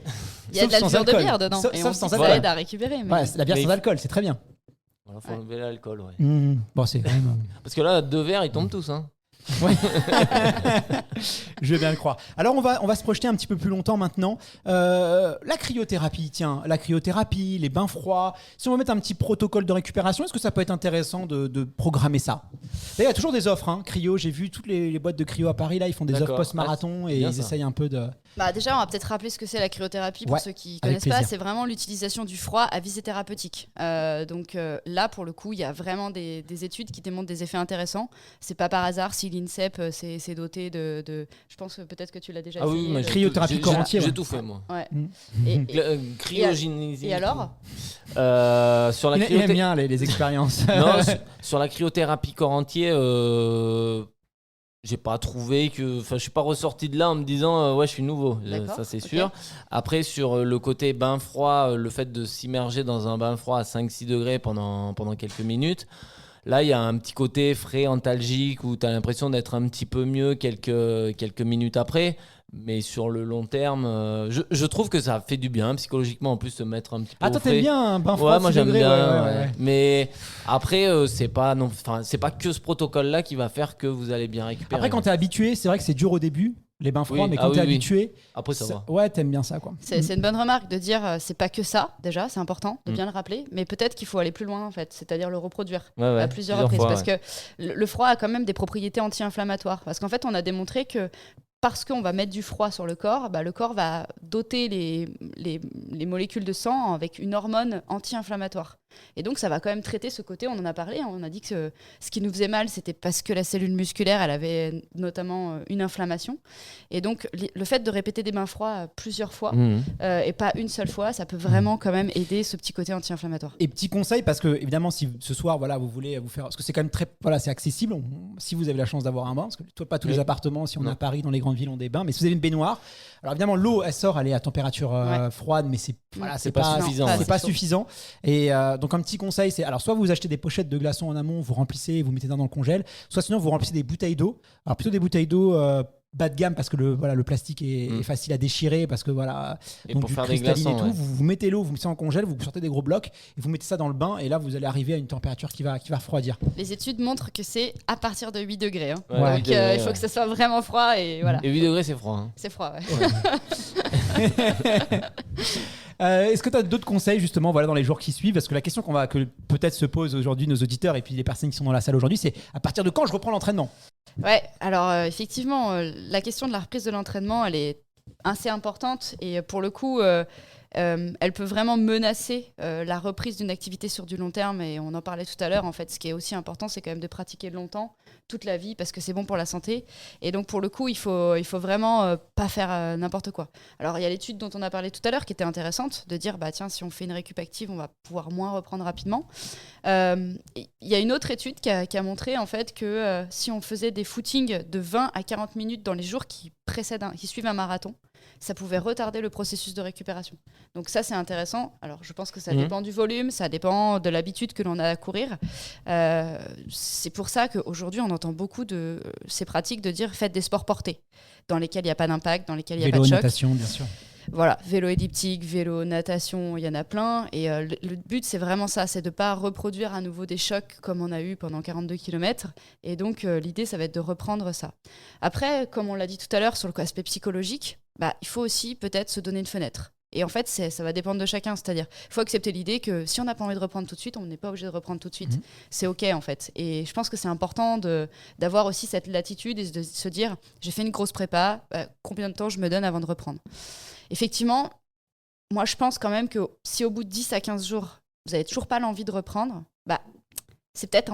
faut quand même peut-être se mettre un petit coup de pied aux fesses et se dire allez, j'y vais, parce qu'il y a peut-être une inertie qui va s'instaurer et on va se dire c'est facile en fait de rentrer le soir et finalement faut pas être trop dans que le ça dure canapé. longtemps parce qu'après on prend C'est on ça, devient un donc, peu feignant. Hein. Moi je pense qu'au bout de, je sais pas ce que t'en penses, Si, Johan, c'est mais bien au bout de 10 à 15 jours, c'est je parfait, trouve que c'est ouais. bien de se mettre un petit coup de pied aux fesses. C'est ça. Si on n'a pas C'est tranquillou, hein, juste un Ouais. petit footing, Oui. vraiment pas de stress, pas de chrono, on s'en moque. Puis là, juste- l'avantage, c'est que les beaux jours arrivent. Voilà, Il en fait plus. toujours tard maintenant, donc Il voilà. finit tard, et là, ouais. il faut bien récupérer et après, voilà, repartir. Après, ce qui est tranquillement. important, c'est les sensations qu'on va avoir pendant ces footings, à mon sens. C'est-à-dire que ce qu'on demande, c'est qu'il ne faut pas aller trop loin, trop vite, trop rapidement, en C'est fait. ça. C'est-à-dire vraiment écouter son footing. corps. Ouais, et pas de douleur, en fait. S'il y a douleur, il faut s'arrêter, en fait. Ça, je pense que c'est super important. Super, merci infiniment. Laure, on se retrouve bientôt parce que tu vas animer dans quelques semaines, un mois, on n'a pas la date exacte, mais une petite capsule justement sur les coureurs à pied, sur la performance, où tu vas décrypter un petit peu pour nous les secrets des grands champions, parce que c'est vrai que il y a des Usain Bolt, on a des Eliud Kipchoge, Johan Durand, et on se demande un petit peu quel est leur secret, pourquoi est-ce qu'ils arrivent à surpasser tout le monde, et c'est ce que tu vas analyser pour nous. Merci infiniment pour tous tes précieux conseils, c'était super, je pense qu'on peut l'applaudir Merci. très fort. Je vous propose maintenant qu'on passe à la dernière partie de cette émission. On va se plonger un peu dans le passé. Imaginez, on est le 18 septembre 1976 et c'est la toute première édition du marathon de Paris. Ils sont 166 athlètes à prendre le départ de la course et c'est un certain Jean-Pierre Heudier qui remporte cette toute première édition du marathon de Paris avec un chrono Assez impressionnant quand même pour l'époque de 2h20-57. Eh bien aujourd'hui, ce Jean-Pierre, il est parmi nous et il va nous raconter son histoire. Je vous demande de faire un tonnerre d'applaudissements pour Jean-Pierre Heudier. Bonsoir Jean-Pierre, merci beaucoup de t'être déplacé. En plus, je crois que tu viens de la Belgique, donc tu as fait un petit peu de chemin pour être avec nous aujourd'hui. Et bah, franchement, merci, c'est un vrai honneur et je suis sûr que ça fera très plaisir à nos auditeurs de découvrir un petit peu ton histoire. 126 athlètes, première édition du marathon. Ça ressemblait à quoi un marathon en 1976 ? Ça représentait autre chose que ce qu'on connaît depuis quelques années, en particulier aujourd'hui. Mais il faut se resituer vraiment 60 ans en arrière. Tout ce que j'ai pu entendre depuis une demi-heure est absolument passionnant et ça me fait regretter une chose, c'est d'avoir 78 ans. Parce que si je savais maintenant tout ce que je viens d'apprendre depuis une heure, franchement, alors si je pouvais faire un retour en arrière, un Back to the Future, j'aimerais bien. Car ce que l'on connaissait, ce qu'on savait, ce qu'on pratiquait il y a 50, 60 ans, n'a rien à voir avec ce que vous racontez aujourd'hui. Bon, ça ne m'a pas empêché de descendre à 2h15 en 80 fort, pour la sélection olympique pour fort. Moscou, qui s'est mal terminée car il y a eu un mini boycott. Et seul le premier de la sélection olympique est allé. Et le deuxième et le troisième, c'est-à-dire moi, sont restés à la maison. Enfin, mais franchement, l'évolution est extraordinaire. Mais moi, j'ai commencé en 62.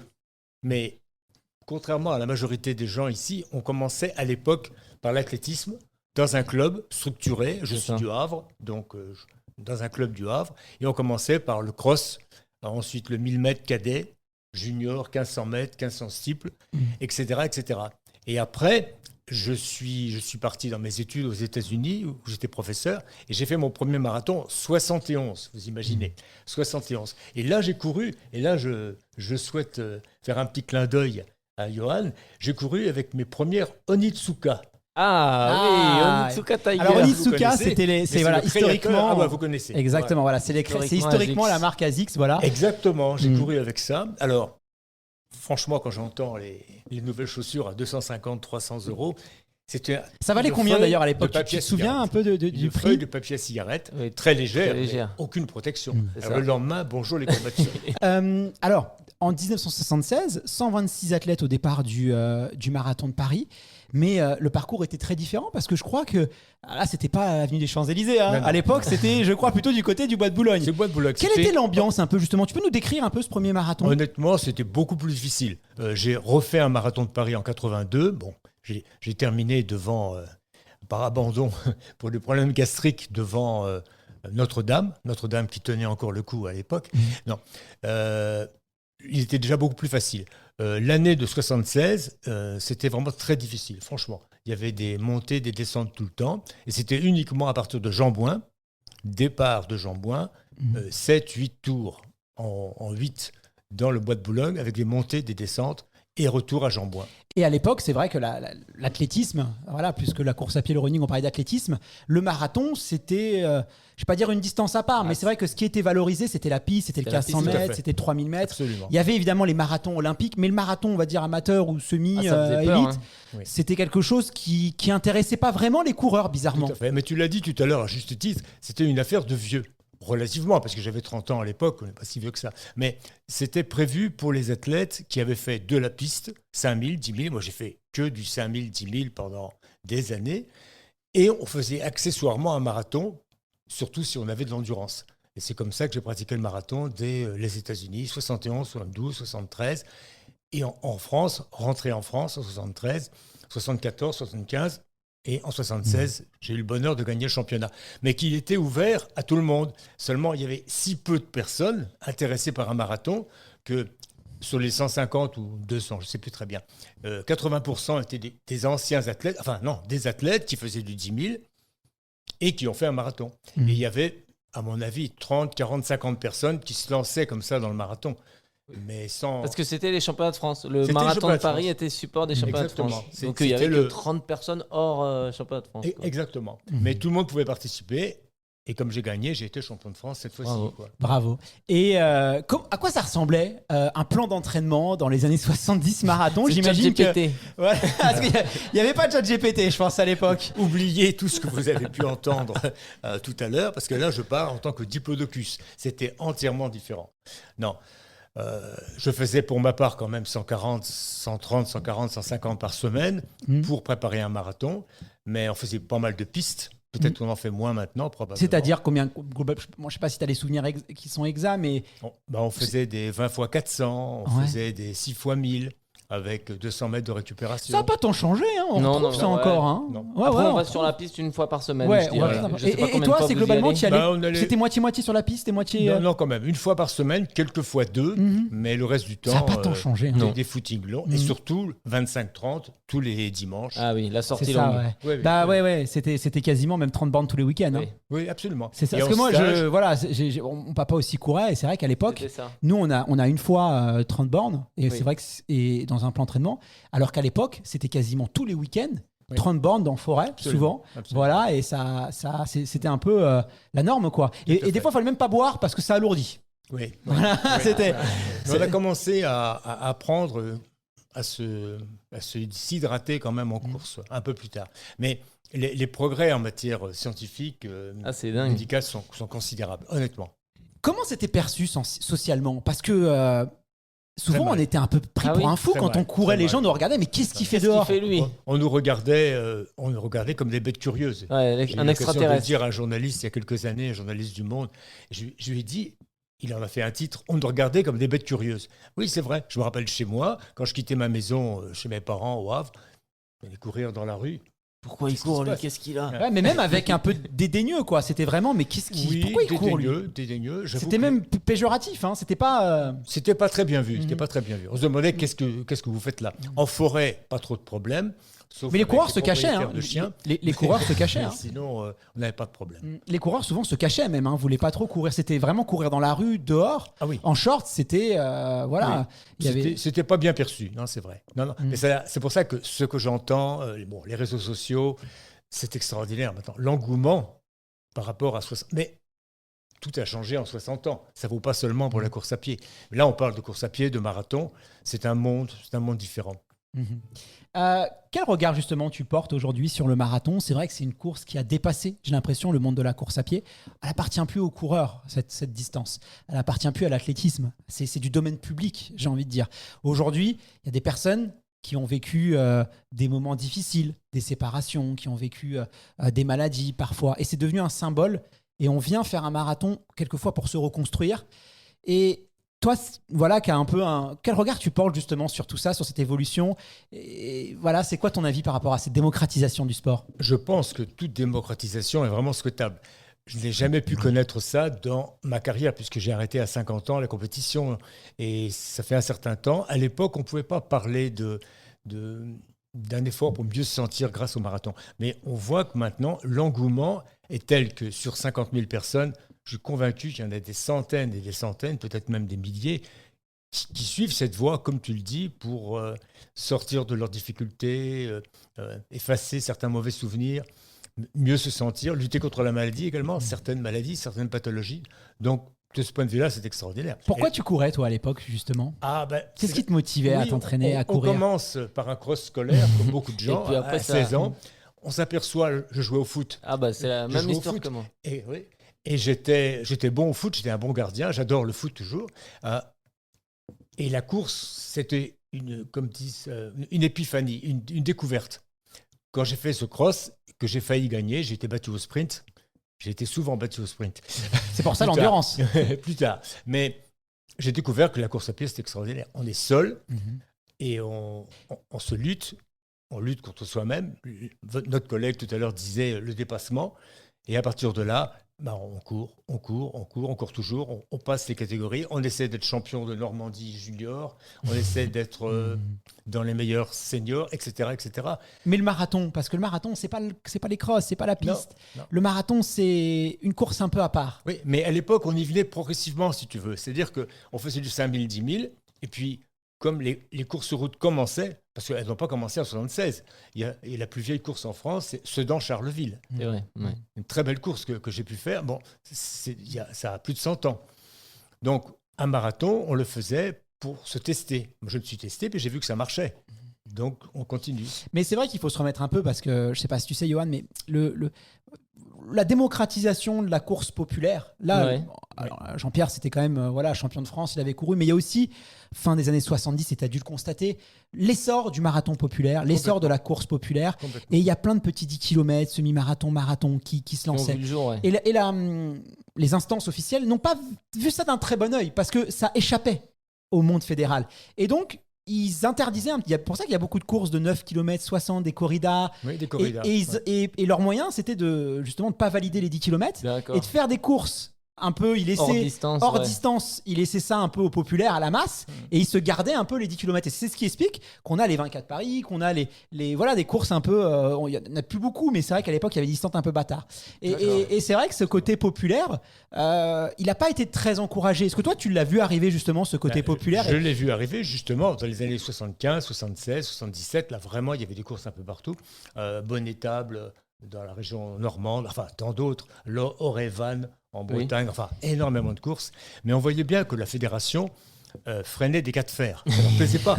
non, parce que ça retirait. Les gens n'étaient pas licenciés. Ils ne payaient pas leur. Oui, juste un certificat médical, ça suffisait à même pas sans rien. Non, à l'époque, non, oui. tu parles, ouais. Donc, ça échappait à tout contrôle. Donc ça ne plaisait pas à la fédération qui voyait d'éventuels clients.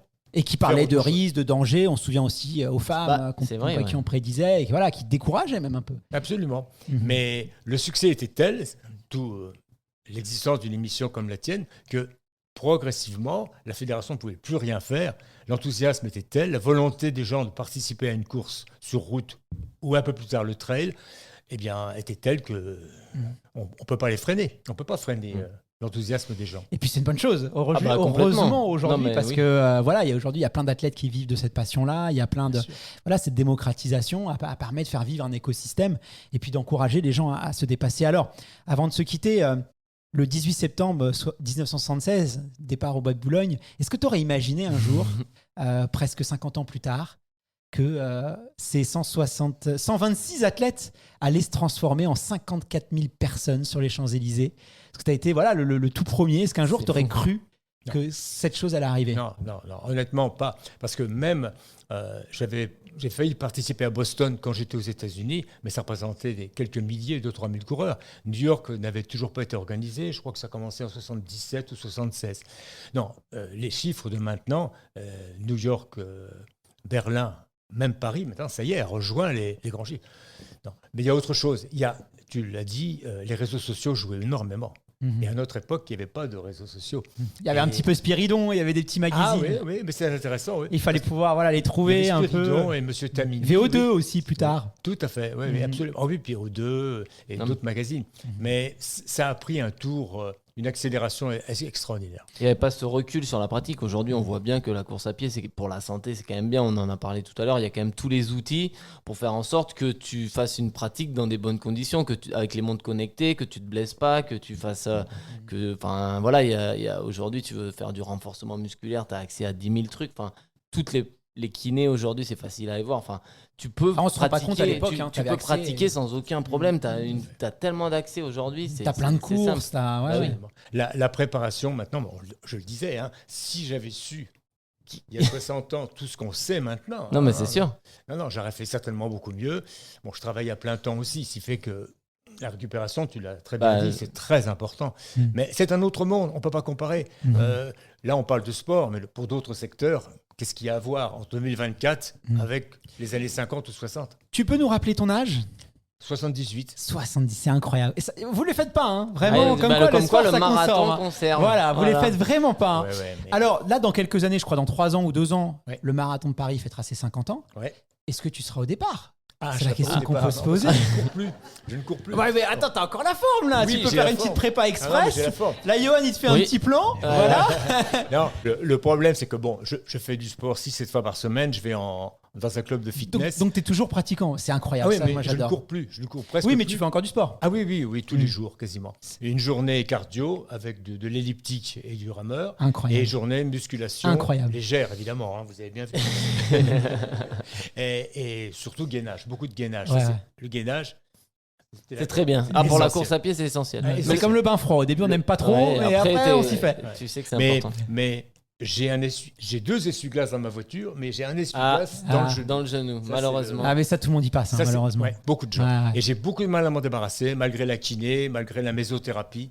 Enfin, tout ça pour dire que je ne cours plus, ou accessoirement un petit peu, mais je me maintiens en forme. Bon, ça fait rêver, hein. Ah non, mais ouais, Moi, je j'aimerais, t'imagine bien, voilà, 80 ans. Ce toi qui me aussi. fait 2h15 en 1980, c'est 2h20, 80, ouais, tout à fait. c'est monstrueux. hein. Je pense que j'avais Ouais, le c'était matériel de 2h12, 2h13. Parce que le jour de la sélection olympique, on est passé sur 2h12 au 38e, et là j'ai pris un sacré coup de barre. Quand D'accord. on parle de l'ours, ouais. les Américains parlent de l'ours qui vient sur les épaules. Le mur, ouais, Tout le monde connaît, au 37e, 38e. Ouais, c'est le mur, les Américains. Et ils disent, là, les derniers kilomètres étaient très durs. Donc j'ai fait 2h16 exactement, mais je pense que je vais aller 2h13. Mais avec les chaussures, avec de meilleures oui, avec tout ce qu'on sait, Mais ça m'impressionne. C'est le passé, c'est pas grave. C'est pas grave. Bah écoute, merci Bravo. beaucoup. Je pense qu'on peut encore Belle l'applaudir. histoire.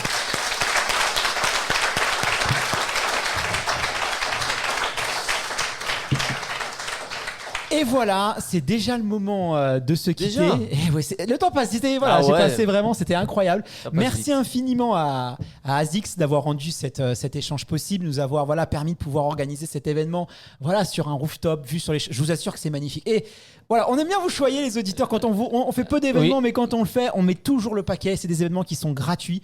Ça, c'est très important pour nous, que tout le monde puisse venir accéder. Je sais que malheureusement, on ne peut pas recevoir tout le monde. On essaye de faire des roulements, donc n'hésitez pas à vous inscrire. Et puis, je suis sûr que peut-être ce sera au bout de la 6e ou 5e fois.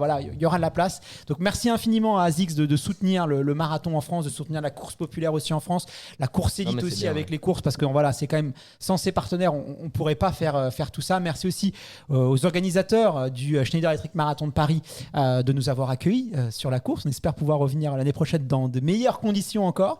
Et puis, Johan, on peut te retrouver sur RMC Running avec Benoît Boutron, puisque tu es aussi co-animateur d'un autre Tout à podcast. Tout à fait, ouais, on fait quelques podcasts. J'ai lancé également mon école de coaching. Oui, pour, ça y est, tu te lances maintenant pour dans lancer et l'entraînement. accompagner justement les gens, parce que je me suis rendu compte que y a du boulot, on l'a vu le chiffre, 1 sur 2 est néo-pratiquant, et donc j'ai envie de prendre la place de Comment ChatGPT s'appelle pour le- proposer des plans d'entraînement adaptés. C'est à la Johan personne. GPT, c'est ça? Johan GPT. Il y a J'aurais une dû- IA aussi une intelligence artificielle. Ouais, c'est vrai que j'aurais dû l'appeler GPT. Ouais. Mais ça s'appelle MRC, My Running Club. Donc c'est un esprit club où on propose de l'entraînement individualisé et personnalisé pour vraiment faire en sorte que les personnes suivent pas un plan d'entraînement bête et méchant d'internet qui est pas adapté au profil de la personne. On s'adapte en fonction de ses horaires, de tout ce qu'il a.